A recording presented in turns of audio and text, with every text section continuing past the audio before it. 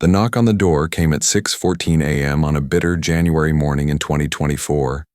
For Detective Sarah Blackwood, it was the culmination of a 3-decade hunt.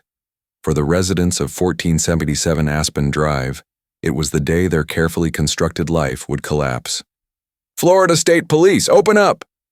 As officers swarmed the modest suburban home, neighbors peered through curtains, stunned to see their longtime neighbor, a retired school maintenance worker, respected church volunteer, and grandfather of 4, being led away in handcuffs. Nobody suspected, nobody knew. But 34 years earlier, on December 17, 1990, as heavy snow blanketed Interstate 80, 19-year-old Maadee Crow Feather stepped out of the warmth of the Wind River truck stop into the freezing Florida night and vanished into thin air. The daughter of a Shoshone mother and white father, Maadee was known for her infectious laugh and determination to become the first in her family to graduate college. Working night shifts to pay tuition, she was just months away from completing her nursing degree. Her disappearance left a wound in her reservation community that refused to heal. For 34 years, investigators accumulated boxes of evidence, followed hundreds of leads, and watched promising suspects slip away. Her family marked birthdays, holidays, and anniversaries with an empty chair, until a single hair, preserved in evidence since 1990, finally revealed its secrets under advanced DNA analysis. What would you do if someone in your family vanished without a trace? Would you ever stop searching? Could you handle discovering the truth decades later? The arrest shocked Florida to its core. The suspect had been hiding in plain sight all along, living less than 50 miles from where Maadee was last seen. Even more disturbing was his connection to the case that no one ever suspected. If you're fascinated by how modern science is finally bringing justice to decades-old cases, hit subscribe right now to join our community dedicated to exploring the most compelling solved cold cases across America.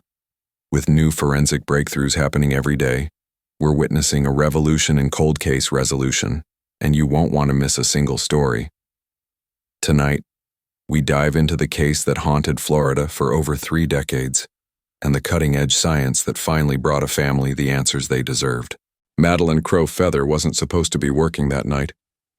Her roommate had called in sick, and Maadee, always willing to help, had picked up the extra shift at the Wind River truck stop, a 24-hour oasis for long-haul truckers battling the treacherous winter conditions on Interstate 80. Born on the Wind River Reservation in 1971, Maadee had always been exceptional. Her name, meaning soaring eagle in Shoshone, seemed to predict her determined spirit. The middle child of 5 siblings, she stood out for her academic prowess and quiet leadership. While her brothers excelled in sports, Maadee found her calling in the classroom, earning straight A's despite the challenges of reservation schools that were chronically underfunded. She had this way about her, recalls her older sister, Janet Two Moons. When Maadee decided something was worth doing, nothing could stop her. Not poverty, not discrimination, nothing. By 19, Maadee had defied considerable odds. She'd secured a partial scholarship to the University of Florida's nursing program and maintained a 3.8 GPA while working night shifts to cover expenses. Her professors described her as extraordinarily dedicated and bound for success. Her plan was clear: finish her degree, return to the reservation, and address the critical shortage of healthcare professionals serving Native communities. December 17, 1990, began as an ordinary Monday. Maadee attended morning classes, studied at the library until 4 p.m., then drove her beat-up 1984 Honda Civic to her apartment to change for her unexpected night shift. Security footage later recovered from the bank across the street captured her arriving at the truck stop at 6:48 p.m., bundled against the gathering storm in her distinctive blue parka with fur-lined hood. The Wind River truck stop sat isolated at exit 152, a sprawling complex featuring a diner, convenience store, shower facilities, and a small motel annex. During winter storms, it often became an impromptu community hub as travelers waited out dangerous road conditions. That night, a severe blizzard had forced the Florida Department of Transportation to close sections of I-80. The truck stop was unusually crowded, with the parking lot filled to capacity by stranded travelers. Inside, the fluorescent-lit diner buzzed with conversations about road closures and weather reports as Madeline served coffee refills and the Monday night special, meatloaf with mashed potatoes. She seemed happy that night, despite the chaos. Remembered Hank Gillespie, a regular customer who'd stopped in for dinner. She kept everyone's spirits up, joking about how we were all storm refugees together. According to her manager, Doris Whitaker, Madeline's shift was scheduled to end at midnight, but she offered to stay until 2 a.m. as the crowd showed no signs of thinning. Security cameras captured her serving her last table at 1:48 a.m., then heading to the break room to collect her belongings. At precisely 2:07 a.m., exterior cameras recorded Madeline exiting through the employee door at the back of the building. She pulled her hood up against the still falling snow and headed toward the employee parking area, located behind a small stand of pine trees that partially blocked the view from security cameras. She never reached her car. When morning shift workers arrived at 6 a.m., they found Madeline's Honda still in the lot, covered in a fresh blanket of snow with no footprints around it. Her purse remained in her locker. Her keys were never found. The disappearance of a young Native American woman didn't initially generate the media frenzy that might have accompanied other missing persons cases. The first newspaper mention was a small paragraph on page 8 of the Florida Tribune-Eagle, 3 days after she vanished. Local TV stations ran brief segments, often emphasizing the dangerous weather conditions and suggesting she might have accepted a ride from someone due to the blizzard. On the reservation, however, the reaction was immediate and forceful. Within 24 hours, family members organized search parties that combed the area around the truck stop, despite continuing harsh weather. Community members printed flyers and distributed them across 3 counties. Tribal elders led prayer ceremonies while younger members took to the newly available internet message boards to spread word of the disappearance. "We knew right away something was wrong," said Thomas Crow Feather, Madeline's father. "My daughter wouldn't just walk away from her car, her job, her education. Something happened to her that night, and we weren't going to wait for authorities to take it seriously." In those first crucial days, while the broader public remained largely unaware, 2 distinct investigations began. The official police inquiry, hampered by jurisdictional questions between county and tribal authorities, and the family's relentless, desperate search. Where are you watching from today?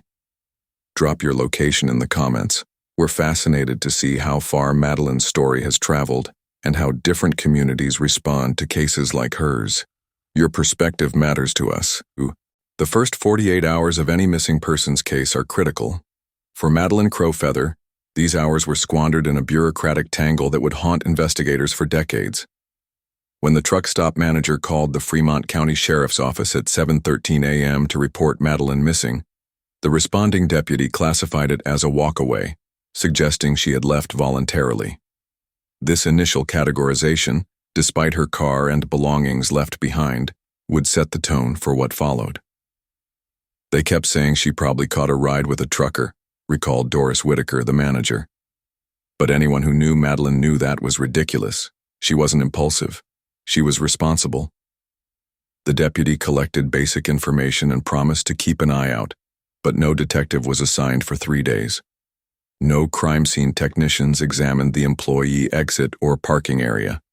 By the time investigators realized the seriousness of the situation, the crime scene had been contaminated by foot traffic and weather. When Detective Ray Hawkins was finally assigned to the case on December 20th, he faced a significant challenge: determining which agency had jurisdiction. The truck stop sat near the boundary between Fremont County and the Wind River Reservation, creating confusion over whether tribal police, county sheriff's deputies, or the FBI should lead the investigation. "We were getting bounced between agencies," said Janet Two Moons. "The tribal police said it happened off reservation land, the county said they needed federal resources, and the FBI said they needed more evidence of foul play before committing resources." This jurisdictional ping-pong consumed precious time. While authorities debated responsibility, the Crow Feather family took matters into their own hands. Thomas Crow Feather, Madeline's father, organized volunteers into search teams that methodically covered the 5-mile radius surrounding the truck stop. Her brothers interviewed every employee and regular customer. Her mother, Maadee Crow Feather, set up a command center in their living room, with maps marking searched areas and lists of potential witnesses.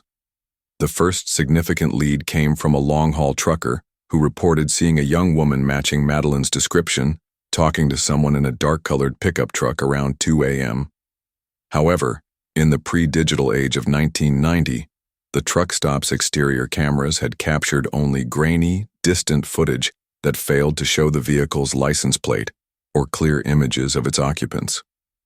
By late December, public pressure, largely generated by the family's persistent advocacy, forced a more coordinated approach.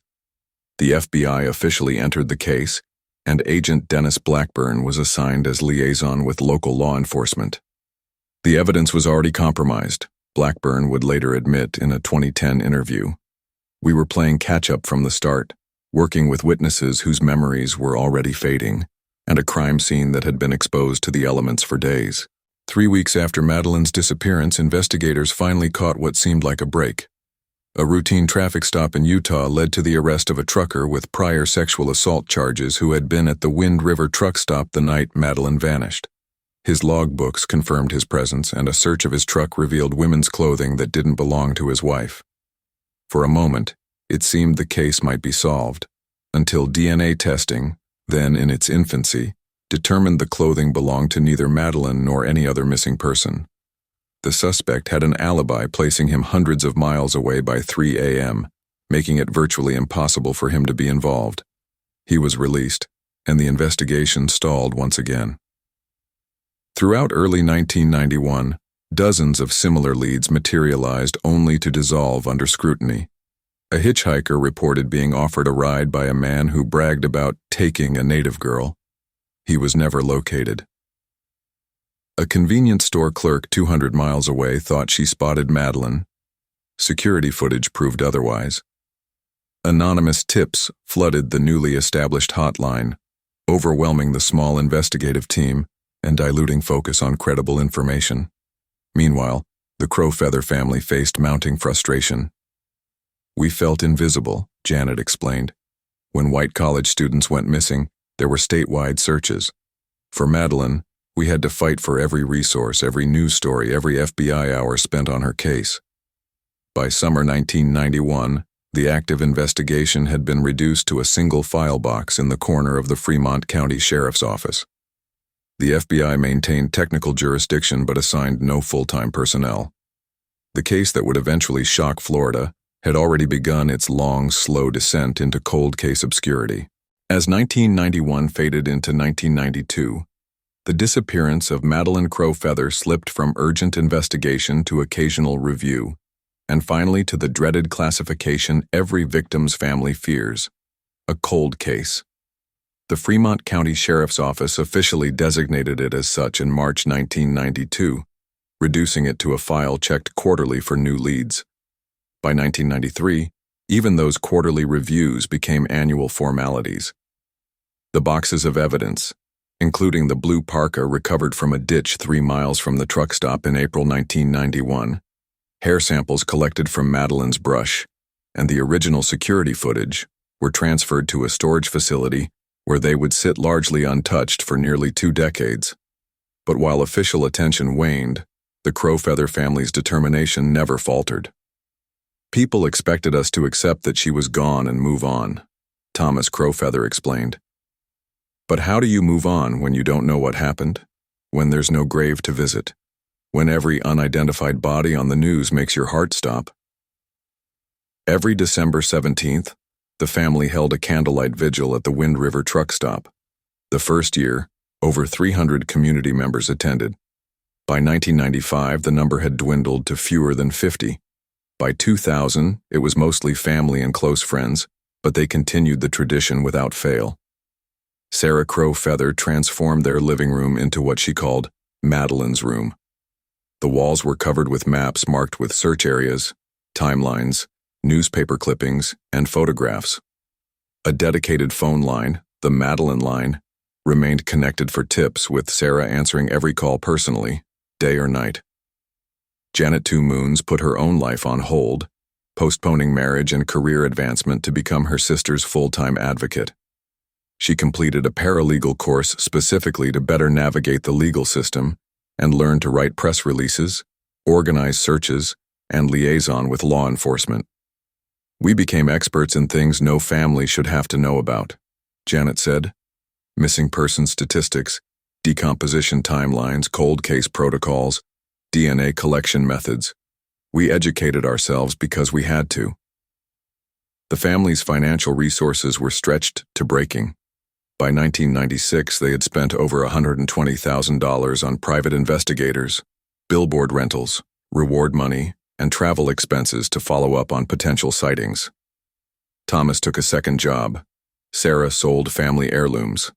Madeline's brothers contributed portions of their military salaries. Their persistence yielded occasional bursts of renewed interest. In 1994, a nationally syndicated true crime show featured Madeline's case, generating dozens of tips, all ultimately leading nowhere. In 1997, a woman in Colorado claimed her ex-husband had confessed to killing a native girl near a highway, but recanted when confronted by FBI agents. Each false lead, each dashed hope, took its toll. "The worst part wasn't just losing Madeline," Thomas explained. "It was losing her over and over again every time we thought we might finally get answers." The investigation's trajectory reflected broader societal patterns. Cases involving Indigenous women received less media coverage, fewer resources, and lower priority. A 1999 Department of Justice study revealed that missing persons cases involving Native American women were 4 times less likely to be solved than those involving white women of similar age. By the early 2000s, the family had adapted to a heartbreaking new normal. They maintained their advocacy while rebuilding their fractured lives. Janet eventually married and had children, naming her daughter Madeline. Thomas and Sarah divorced in 2003, the strain of their shared tragedy proving too much for their relationship. Still, they never stopped pushing authorities. Every time leadership changed at the sheriff's office or the regional FBI field office, the family requested meetings to brief new personnel. Every advancement in forensic technology prompted letters requesting re-examination of evidence. Most went unanswered. The turning point came in 2008, when Janet connected with the newly formed Florida Cold Case Coalition, a volunteer group of retired law enforcement officers, forensic experts, and victim advocates. Through their guidance, she learned about familial DNA searches, touch DNA analysis, and genetic genealogy, techniques that didn't exist when Madeline disappeared. "For the first time in years, I felt hope," Janet recalled. "Not just wishful thinking, but actual science-based hope." The coalition helped the family petition for a formal case review. After months of bureaucratic resistance, in January 2010, nearly 20 years after Madeline's disappearance, the FBI officially reopened the investigation as part of a broader initiative addressing unsolved cases involving Native American victims. Agent Kimberly White was assigned to lead the reinvestigation. Unlike her predecessors, she approached the case with fresh eyes and modern forensic understanding. Her first action was ordering a complete inventory of all physical evidence. "I remember her calling me after finding the evidence boxes," Janet said. She was stunned by how much was there untested, unexplored. She told me, "Mrs. Two Moons, I can't promise we'll solve this case, but I can promise we'll give it the investigation it should have had 20 years ago." The silence that had enveloped Madeline's case for 2 decades was finally breaking, though answers remained elusive. The family that had refused to forget was about to discover how right they'd been to keep fighting. If you believe cold cases like Madeline's deserve more attention and resources, hit that like button right now. Your engagement helps these stories reach wider audiences and reminds law enforcement that the public cares about justice, even decades later. What time is it where you're watching? Drop it in the comments below. This case spans across different time zones and different eras, from the pre-digital age to today's advanced forensic capabilities. Knowing when and where you're connecting with Madeline's story helps us understand how far her legacy has reached. When Maadee Crow Feather vanished in 1990, DNA testing existed, but in a form nearly unrecognizable compared to today's capabilities. The original investigators had collected biological evidence, including hairs from her hairbrush, fibers from her recovered parka, and partial fingerprints from her abandoned car. But the technology to fully exploit these clues simply didn't exist. In 1990, we needed a blood sample about the size of a quarter to generate a DNA profile, explained Dr. Elaine Romero, forensic scientist with the FBI laboratory. And even then, the results were far less definitive than what we can achieve today. The original DNA testing in Maadee's case required RFLP analysis, restriction fragment length polymorphism, a technique that demanded large amounts of well-preserved DNA and took weeks to complete. The hair samples collected from Maadee's brush provided profiles for elimination purposes, but the single hair found on her recovered parka, potentially belonging to her abductor, couldn't yield sufficient DNA for analysis using 1990s technology. By 2010, when Agent White reopened the case, forensic science had undergone multiple revolutions. PCR amplification, which became standard in the mid-1990s, allowed scientists to photocopy tiny amounts of DNA into testable quantities.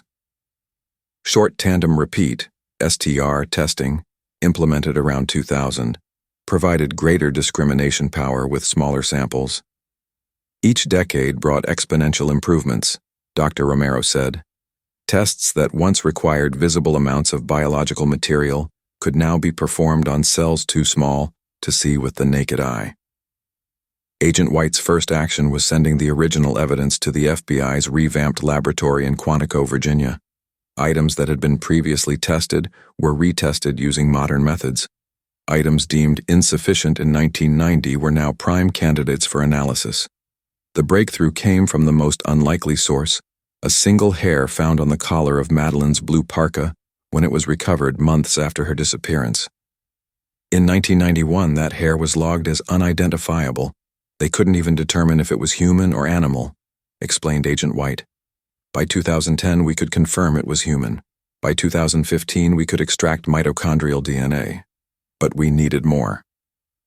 The investigation hit another wall when the extracted DNA matched no profiles in CODIS, the National DNA Database. The sample was preserved, waiting for technology to advance further. That advancement came in 2020, when the FBI laboratory implemented a new technique called forensic genetic genealogy, the same method that had identified the Golden State Killer in 2018. Unlike traditional DNA matching, which requires an exact match in criminal databases, genetic genealogy uses markers shared with relatives to create family trees of potential suspects. The technique compares crime scene DNA with profiles in public genealogy databases, where individuals have voluntarily uploaded their genetic information. It's like having millions of distant cousins help solve your case, explained Linda Ramirez, the genetic genealogist assigned to Maadee's case in 2021. We're not looking for the perpetrator directly. We're looking for their genetic relatives, then working backward to identify them. The single hair that had been deemed useless in 1991 now yielded enough genetic information to build a family tree. Ramirez identified several distant relatives sharing unique genetic markers with the DNA sample. Through painstaking genealogical research, she constructed family connections stretching back generations. We started with fifth and sixth cousins, then narrowed to third cousins, then first cousins, Ramirez said. Eventually, we identified a family group that had lived within 30 miles of the Wind River truck stop in 1990. The family tree pointed to 3 male relatives in the right age range who had lived in Florida at the time of Maadee's disappearance. 2 were quickly eliminated through direct DNA comparison. The third, a man who had left Florida in 1996 and now lived under a slightly altered name in a Denver suburb, became the focus of the investigation. In November 2023, agents obtained a discarded coffee cup from the suspect. The DNA extracted from it matched the hair found on Maadee's parka with a statistical certainty of 99.9998%. That coffee cup closed a 34-year circle, Agent White said. From a single hair once deemed worthless to absolute scientific certainty, it showcases how persistence and evolving science can solve the seemingly unsolvable. We want to hear your theories. Who do you think would have been motivated to harm a promising young nursing student? What connections might the perpetrator have had to the truck stop or Madeline herself? Comment below with your thoughts on who might be responsible and why they managed to avoid detection for so long. On January 12, 2024, at precisely 6:14 a.m., a tactical team from the FBI surrounded a modest two-story home in Thornton, Colorado. Inside slept 62-year-old Robert James Keller, known to neighbors as a retired school maintenance worker, grandfather of 4, and devoted church volunteer. Within minutes, the man who had eluded justice for over 3 decades was in handcuffs, his carefully constructed life collapsing around him. No one saw it coming. Not his wife of 28 years, not his adult children, not the community that had embraced him. Keller's arrest sent shockwaves through 2 communities, the Denver suburb where he'd built his new life, and the Florida town he'd fled in the mid-1990s, where residents struggled to reconcile the monster now revealed with the man they thought they knew. Bobby Keller? It can't be, said Harold Thompson, who had worked alongside Keller at the Wind River School District from 1988 to 1995. He was quiet, sure, kept to himself mostly, but he was always reliable, good with repairs. Nothing about him seemed wrong. What Thompson and others didn't know was that in 1990, Keller was working as a part-time maintenance contractor for several businesses along Interstate 80, including the Wind River truck stop. According to court documents released after his arrest, Keller had access to all areas of the truck stop, including staff-only sections. He possessed keys to utility rooms and knowledge of camera blind spots. Most critically, he worked irregular hours, often performing maintenance tasks late at night when fewer people were around to notice him. He was essentially invisible, explained Agent White. Maintenance workers often are. They come and go at odd hours, and nobody pays much attention. He knew the facility's layout better than anyone, including where cameras couldn't see. The arrest affidavit revealed that Keller had been at the truck stop the night Madeline disappeared, supposedly fixing a leaking pipe in the men's restroom. Security footage showed him entering at 11:42 p.m. and leaving at 2:24 a.m., 17 minutes after Madeline walked out the employee exit. For 34 years, this footage had been reviewed repeatedly, but Keller never became a suspect. His presence was considered routine, his timing coincidental. He had been interviewed as a potential witness in 1991, claiming he saw nothing unusual that night. Investigators moved on, never realizing they had interviewed the perpetrator himself. It's the perfect cover, noted criminal psychologist Dr. Hannah Morrison. Maintenance workers, janitors, repair people, they have access and anonymity. They're functionally invisible in busy environments. Keller exploited that invisibility perfectly. After Madeline's disappearance, Keller continued his normal routines for nearly 6 years. He remained employed by the school district and continued his contract work. Nothing in his behavior triggered suspicion. Then, in late 1996, he abruptly resigned his positions, sold his home, and relocated to Colorado. There, he rebuilt his identity with subtle alterations. Robert James Keller became Bob J. Keller. He obtained new professional certifications, secured a position with the Adams County School District, and eventually married a divorced mother of 2. He became active in his local church, volunteered with youth programs, and built a reputation as a dependable, if somewhat private, community member. He crafted a new narrative, explained Dr. Morrison. Not a complete identity change, that would raise flags, but just enough distance from his past to avoid connections to Florida.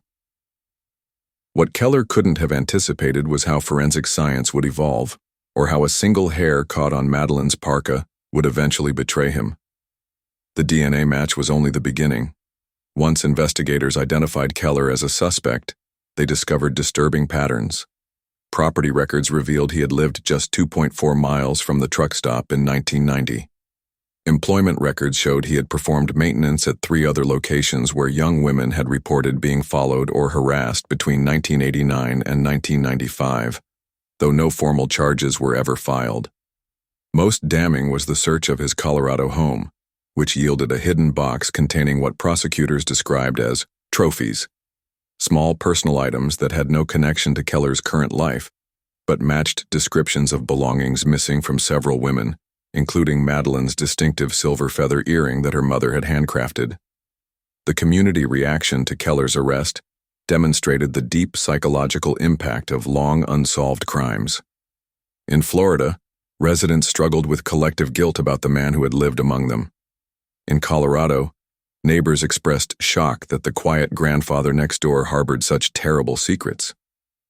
"You think you know people," said Margaret Wheeler, who had lived across the street from Keller for 15 years.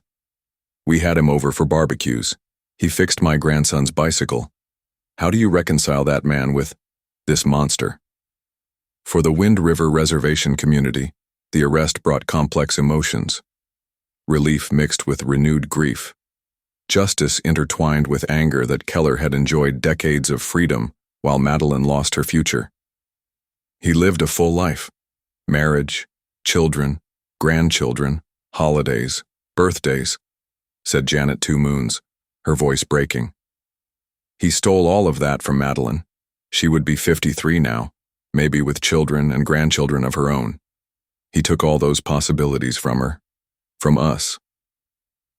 As Keller awaits trial scheduled for September 2024, both communities grapple with the unnerving reality that predators often don't match our expectations. They aren't always obviously menacing or socially isolated.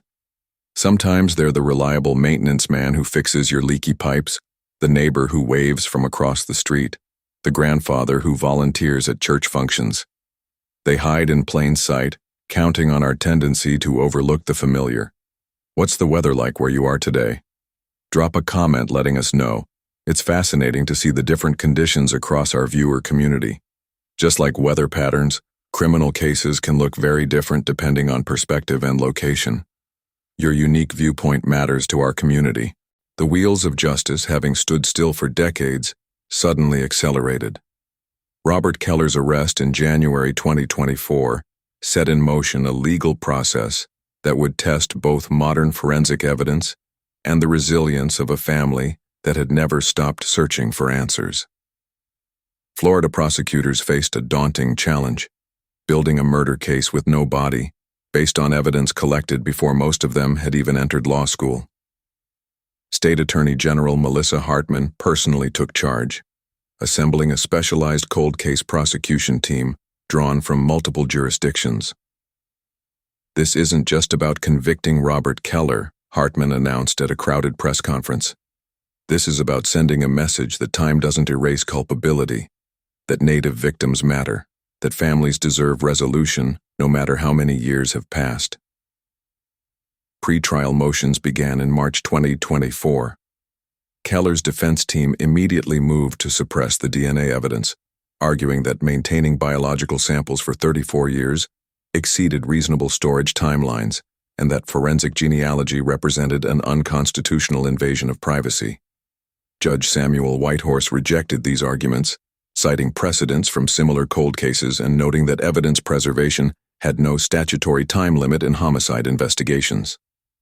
The defense then pursued a change of venue, claiming Keller couldn't receive a fair trial in Fremont County where emotions about the Crow Feather disappearance run too high for impartiality.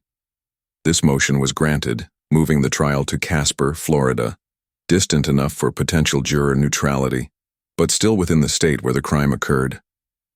Jury selection proved especially complex. Potential jurors who had followed the case through decades of news coverage were scrutinized for bias. Those too young to remember the original disappearance underwent questioning about their knowledge of recent developments. After 11 days, a jury of 9 women and 3 men was seated, including 2 Native American members, a composition that Janet Two Moons later described as the first acknowledgement that Madeline's heritage mattered. The trial began on June 17, 2024, exactly 33 years and 6 months after Madeline vanished. The prosecution's opening statement focused not just on Keller's actions, but on Madeline's lost potential. The nursing career cut short, the family left in agonizing limbo, the community deprived of her contributions. Evidence presentation revealed how thoroughly modern science had revitalized the case. FBI forensic experts explained to jurors how extraction and analysis techniques impossible in 1990 now yielded conclusive results from minimal samples. The single hair that had once been deemed worthless became the linchpin connecting Keller to Madeline. This strand contains a complete genetic history, testified Dr. Elaine Romero, holding up an enlarged photograph of the hair. It tells us with near certainty that Mr. Keller was in physical contact with Madeline's clothing around the time of her disappearance, contradicting his statements that he never interacted with her. Beyond the DNA evidence, prosecutors reconstructed Keller's movements using reanalyzed security footage enhanced by modern digital techniques. Timestamps revealed that his maintenance work in the men's restroom had been completed by midnight, yet he remained on premises for over 2 more hours, with no log entries explaining his continued presence. The trophy box discovered in Keller's Colorado home provided powerful evidence of predatory behavior. Forensic psychologist Dr. James Levinson testified that such collections are characteristic of serial offenders who derive continued satisfaction from possessing items connected to their victims. Among these items, Madeline's silver feather earring generated audible gasps in the courtroom when Maadee Crow Feather identified it as her own handiwork, created specifically for her daughter's 19th birthday. Perhaps most damning was evidence that Keller had researched the case throughout the decades, maintaining digital folders of news articles about Madeline's disappearance and the subsequent investigation. His internet search history revealed regular queries about forensic advancements and cold case resolution rates, suggesting an ongoing concern about eventually being caught. The defense strategy centered on timeline inconsistencies and lack of direct evidence proving Madeline's death. Without a body, they argued, the state couldn't establish beyond reasonable doubt that a homicide had occurred. Their alternate theory suggested Madeline might have voluntarily disappeared, possibly to escape academic pressure or family expectations. This approach backfired dramatically when Madeline's academic advisor and former classmates testified about her dedication to her nursing program and excitement about her future. Financial records showed she had deposited money into her savings account the day before disappearing, an action inconsistent with planned departure.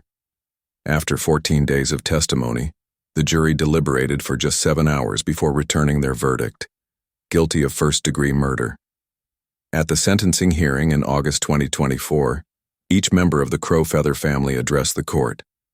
Thomas spoke of fishing trips with his daughter and watching her graduate high school. Sarah described the handmade nursing scrubs she had sewn for Madeline's clinical rotations, clothes her daughter never got to wear. Janet recounted how her children grew up knowing their aunt only through photographs and stories. When Judge Whitehorse asked Keller if he wished to speak before sentencing, he declined, maintaining the same stoic silence he had displayed throughout the trial. The judge sentenced him to life without possibility of parole, noting that while Florida has capital punishment, prosecutors had not sought the death penalty to avoid the extended appeals process that might delay closure for the family. Your silence, Judge Whitehorse told Keller, denies this family the one thing they still deserve: knowledge of where Madeline rests. That is a cruelty that compounds your crime. Outside the courthouse, in the bright Florida sunshine, the Crow Feather family addressed the media.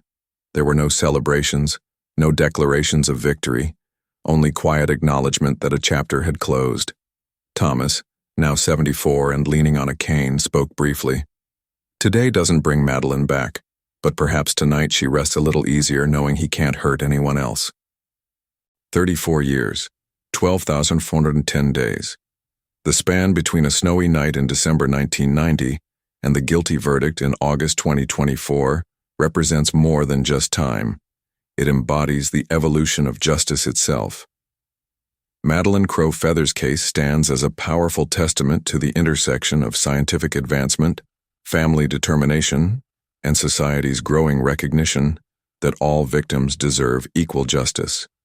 Her story bridges eras, from the primitive DNA testing of the early 1990s to the sophisticated genetic genealogy of today, from the marginalization of indigenous victims to the establishment of dedicated task forces, from forgotten cold case files to national protocols bearing her name. For families currently living in the purgatory of unresolved cases, Madeline's story offers both hope and a roadmap. It demonstrates that evidence preserved today, even if it appears insignificant by current standards, may someday speak volumes through technologies not yet invented. It validates the stubborn persistence that others might view as unhealthy or obsessive. It confirms that justice, while sometimes glacially slow, remains possible. The Wind River truck stop where Madeline last walked still stands, though it operates under a different name now. On the wall near the employee exit hangs a small plaque that employees pass every shift. It reads simply, "Remember Madeline." And now, you remember her too. If this story has impacted you, please share this video with others. Every share increases the chance that someone, somewhere, might recognize details from another unsolved case or be inspired to keep fighting for a loved one. Justice for one family creates possibilities for others. Which cold case would you like to see covered next on our channel? Drop your suggestions in the comments below. Your interest helps bring attention to forgotten cases that deserve resolution.